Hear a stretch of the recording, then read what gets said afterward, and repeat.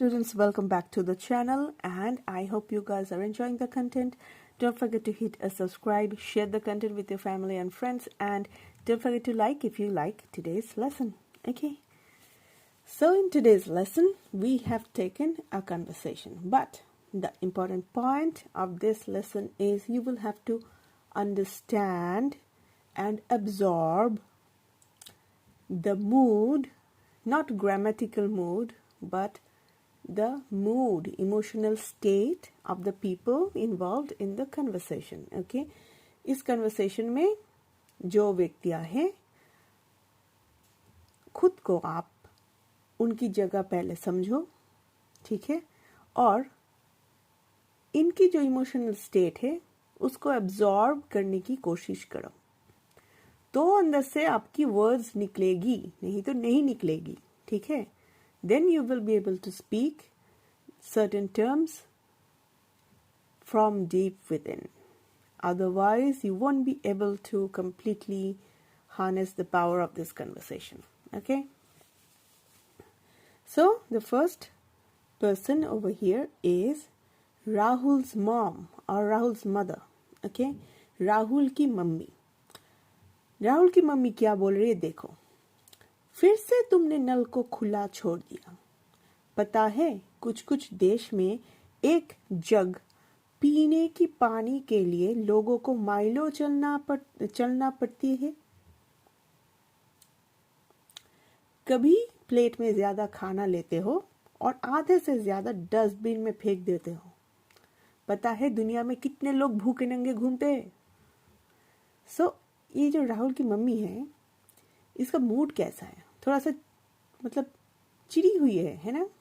She is a little annoyed, she is a little angry because Rahul does certain things like taking excess food on his plate and not eating all of it. He takes more food than he can eat. Okay?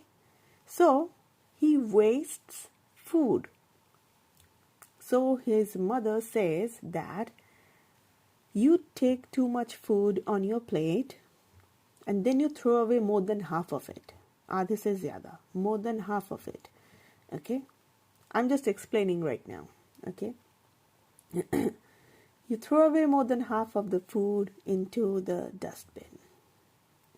Do you realize or do you know how many people go without food every day in this world? तो वही बोल रही है कि तुमने नल को भी मतलब खुला छोड़ दिया. So he also wastes water. Okay. And she tells him that there are certain places on earth that where a person has to walk for miles at end just to get a jug full of, jug is jug, ठीक है ना, उसमें पानी भरने के लिए use किया जाता है. सो जग इज जग. जग का कोई दूसरा इंग्लिश नहीं है, ये हिंदी भी है, इंग्लिश भी है, ठीक है. एक जग पीने की पानी के लिए लोगों को माइलों चलनी पड़ती है. Okay, so this is the entire mood and thing about Rahul's mother. अभी देख लेते हैं. स्क्रीन के यहाँ मैं ज़्यादा हाथ नहीं रख रही हूँ because the camera kind of goes out of focus. Okay, so I am not putting my finger on the screen all that much. Okay, so we will focus on this area now, what Rahul has to say. Rahul का जो mood है ना वो कैसा है देखो. उसका mood थोड़ा सा फनी है, ये पढ़कर भी तुमको समझ में आएगी, ठीक है. वो थोड़ा सा आलसी टाइप का बंदा है, कुछ चीज़ों का केयर नहीं करता है. नल खुला छोड़ दिया तो खुला छोड़ दिया, डस्टबिन में फूड फेंक दिया तो फेंक दिया. उसको मतलब कुछ आता जाता नहीं है, you know, he doesn't care all that much. तो मम्मी के साथ भी मजाक ही कर रहा है. समझ में नहीं आ रहा है कि वो उसकी मम्मी क्या बोल रही है. सो ही सेज, तो मम्मी एक काम करता हूँ, मैं हिमालय चला जाता हूँ, वहाँ बर्फ पिघला के पानी पी लूंगा, तपस्या करूंगा तो भूख का पता नहीं चलेगा, और जाते जाते शर्ट, पैंट और अंडरवेयर सब डोनेट करता जाऊंगा. अब बोलो. ठीक है, अभी देखो उसने शर्ट पैंट और अंडरवेयर तीनों चीजों का नाम क्यों लिया, क्योंकि हिज मदर सेड कुछ कुछ लोग ना भूखे नंगे भी घूमते दुनिया में, उनको भी खाना नहीं मिलता है, ठीक है ना. So he added that point of underwear also because he is actually trying to be funny. Okay, joke मार रहा है अपनी मम्मी के साथ, समझ नहीं आ रहा है कि उसकी मम्मी क्या बोल रही है एक्चुअल में. तो उसका मूड भी हम लोगों को पता चल गया, ठीक है. अब ट्रांसलेट करने में लग जाते हैं. फिर से तुमने नल को खुला छोड़ दिया. You have again left the tap on, और आई can use the term open, और आई can also use the term running. Running का मतलब तो दौड़ना है. टैप के साथ रनिंग क्यों आएगा? टैप थोड़ी दौड़ कर भाग कर कहीं चला जाएगा क्या? नहीं, रनिंग वाटर है ना. सो उस टर्म से आया है you left the tap running. Okay, the most correct word out of this on, open, running is running when it comes to a tap. But sometimes we can also use the term open or on. All of these terms are actually correct. Okay, most appropriate would be running. Okay, पता है, उसकी mummy ऐसे बोल रही है, पता है तुमको, डू यू नो. हो गया. कुछ कुछ देखो डबल है यहाँ पर.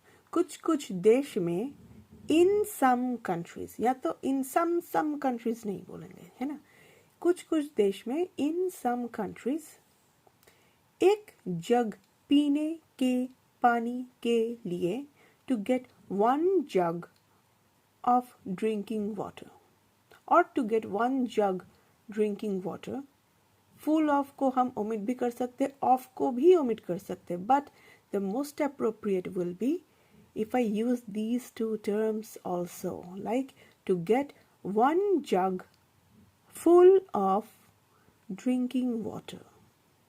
Okay,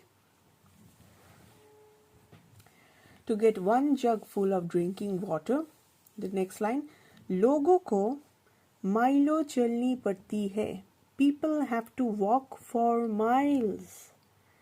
यहाँ पर और भी बोल सकते थे miles at end. ओके, पर आपको अगर ये सिंपल लगे तो इतना ही बोलो, people have to walk for miles. Okay, अब थोड़ा सा एंगर, हमने मूड कहा था ना कि पर्सन का इमोशनल स्टेट कैसा है, थोड़ा सा एंगर अगर पुट कर दो तो ये देखो, हमने कहा था कि पता है तुमको, डू यू नो. अभी 2 सेंटेंसेस में बोलूंगी, ठीक है, अच्छे से सुनो. एक बंदा एक दूसरे बंदे को बोल रहा है, ओके, तुमको पता है क्या यहाँ से दिल्ली कितनी दूर है? ठीक है, do you know how far Delhi is from here. अभी देखो ये बस इंक्वायरी कर रहा है, गुस्सा नहीं है. तो पता है का अर्थ होगा क्या? Do you no. मेरे वॉइस की टोन को भी ध्यान दो, ठीक है. डू यू नो ऐसे ही बोला, डू यू नो नॉर्मल सी वॉइस है, ठीक है, क्वेश्चन करने वाली वॉइस है. पर इसकी मम्मी जो है बहुत गुस्सा है, ठीक है. पता है तुमको कितनी देशों में लोगों को एक जग अच्छी भली पानी भी नहीं नसीब होती, और तुम ऐसे पानी को वेस्ट कर रहे हो, नल को खुला छोड़ दिया. ये है गुस्सा, ठीक है. इस पता है को हम डू यू नो से और भी अच्छी इंग्लिश जो है वो होगी रियलाइज, कि तुमको मतलब रियलाइजेशन होती भी है कि नहीं, समझ में आता भी है कि नहीं, ठीक है. So I can use the term do you realise, sounding very angry, okay, because his mother is angry. Okay, do you realise that in certain countries, in some countries भी बोल सकते हो, सर्टेन भी बोल सकते, that in certain countries one has to walk for miles at end just to get a jug of drinking water, question mark. ठीक है, ऐसे भी बोल सकते हो. नेक्स्ट, सो हमने टर्म को थोड़ा सा चेंज किया as per the mood of the person. Okay, कभी प्लेट में ज्यादा खाना लेते हो और आदत से ज्यादा डस्टबिन में फेंक देते हो. Sometimes you take too much food, ज्यादा खाना लेते हो मतलब जरूरत से ज्यादा. You take too much food on your plate and then You throw away more than half, आधे से ज़्यादा, more than half into the dustbin. Okay? इतना समझ में आ रहा है ना? पता है कितने लोग दुनिया में भूखे नंगे घूमते हैं? यहाँ पर भी रियलाइज वर्ड का यूज करो, because she is still angry. ठीक है ना, अब भी गुस्सा है. Do you realise how many people starve every day in this world? Every day को म्यूट भी कर सकते हो, साइलेंट भी कर सकते हो. ठीक है. Do you realise how many people starve in this world? Every day बोल भी सकते हो, बोथ आर गुड. ओके, तो इतना हुआ हम लोग का. ठीक है, अभी राहुल की बात को देखते हैं, राहुल को क्या बोलना है क्या नहीं. यहाँ पर देखो, जितना दिखा रही हूँ उतना ही देखो पहले. ओके, उससे ज़्यादा देख लिया तो प्रॉब्लम हो जाएगी. तो मम्मी एक काम करता हूँ, मैं हिमालय चला जाता हूँ. Okay mom, then I shall. Will भी बोल सकते हो. अभी शैल और विल कहाँ कहाँ आएगा देखो. थोड़ा सा अगर इमेजिनेटिव होता है कुछ चीज़ें, मतलब जिसकी श्योरिटी 100% नहीं होती है, वहाँ पर शैल यूज़ होता है ज़्यादातर. ठीक है, क्योंकि ये मजाक मजाक में बोल रहा, सच्ची का हिमालय तो जाएगा नहीं ना. तो I can use the term shall, but I can also use the term will. Okay, वो मूड के ऊपर डिपेंड करता है थोड़ा थोड़ा, but it's better to use the term shall if the situation is a little imaginative. Okay. Okay mom, then I shall. एक काम करता हूँ, then I shall do one thing. I will go to the Himalayas. Himalaya नहीं बोलेंगे, Himalayas in English. Okay. पर देखो हिंदी में हिमालय ऐसा बोलते हैं ना. Or I can also use the term I will go off. Of क्यों बोलते हैं? ऑन और ऑफ से नहीं आ रहा है ये. Off as in to wander off. Okay, यानी कि यहाँ वहाँ भटक जाना. वॉन्डर ऑफ, वो वॉन्डर ओ से नहीं ए से है. ओके, WANDER, वॉन्डर ऑफ, मतलब ऐसे ही भटक कर हिमालय चला जाऊंगा. तो समटाइम्स वॉन्डर टर्म को हम ओमिट करते हैं, we just use the term off. I will go off to the Himalayas. और आई कैन जस्ट से, अगर ये ऑफ कॉम्प्लिकेटेड लग रहा है तो इसको म्यूट करो. I will go to the Himalayas. Okay,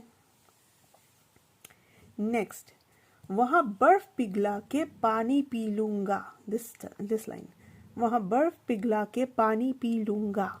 there, वहाँ. आई शैल, देखो शैल फिर से यूज किया, विल भी यूज कर सकते हो, पर shall is better. There I shall melt the ice, बर्फ को पिघलाऊंगा. I shall melt the ice for drinking water, or I can say to get drinking water. Okay. तपस्या करूंगा तो भूख का पता नहीं चलेगा. Since I will meditate. Okay, यहाँ पर will यूज किया. ठीक है. Since I will meditate, I won't know about hunger. यहाँ पर I won't realise about hunger भी बोल सकते हो. ठीक है. और जाते जाते शर्ट, पैंट और अंडरवेयर डोनेट करता जाऊंगा. अब बोलो. एंड, और जाते जाते, तो एंड से शुरू है sentence. And before I go. जाते जाते को डायरेक्ट ट्रांसलेट करेंगे तो कैसा लगेगा? Before I go, go, no. Before I go, I shall donate my shirt, pant and underwear. Okay, all right, fine. मतलब टोंट कर कर बोल रहा है. ठीक है, वॉइस की टोन को ध्यान रखो. अब बोलो को कैसे ट्रांसलेट करोगे? टेल मी ऐसे बोलोगे इंग्लिश में? नो, कोई ऐसा टर्म यूज करो जाके, मतलब जिससे सुनने में लगे कि नहीं आप मतलब क्वेश्चन भी कर रहे हो और मतलब अपनी मत भी दे रहे हो. ठीक है. So you will have to use a term with a loud pitch of voice which talks about this, like okay, fine. I mean fine as in, is that fine with you? Okay, fine. कुछ भी ऐसा term use कर सकते हो. ठीक है, ताकि sentence का जो इमोशनल स्टेट है, जो मूड है सेंटेंस का, वो एकदम सेम टू सेम रहे, ठीक है।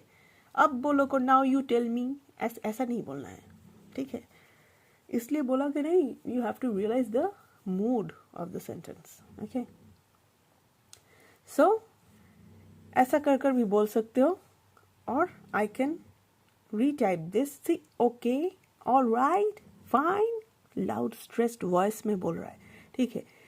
और आई can say of course, you know, but of course अगर बोलेंगे तो थोड़ा सा घूम जाएगा सेंटेंस। देखो कैसा है, okay mom, then I shall go to the Himalayas and there I shall melt the ice to get my drinking water and forget about my hunger.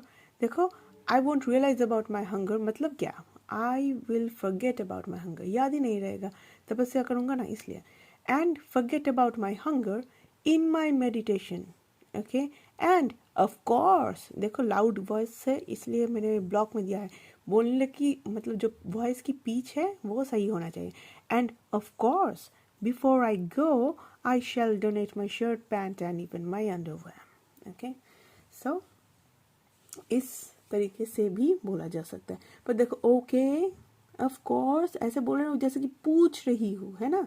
तो अब बोलो तुमको क्या बोलना है, मतलब मैं पूछ रही हूँ, वो भी एंगर के साथ, है ना, थोड़ा सा गुस्सा के साथ पूछ रही हूँ, टॉन्ट कर कर। Okay, alright, fine, you know. पर वहाँ पर ऑफ कोर्स यहाँ पर एंड में नहीं बैठेगा। अगर if I have to use the term of course, and of course before I go I shall donate my shirt, pant even my underwear, you know. तो ऑफ कोर्स अगर बिठाना है तो एंड में भी, मतलब यहाँ पर मिडिल में बैठेगा सेंटेंस का, थोड़ा सा घूम जाएगा सेंटेंस। बट ये अगर कॉम्प्लिकेटेड लग रहा है तो you guys can follow these, okay. I hope you guys enjoyed this lesson. I hope it was a little funny. I'll see you guys with my next lesson. Don't forget to hit a subscribe, like the content, and please share it with your friends and family. Bye for now.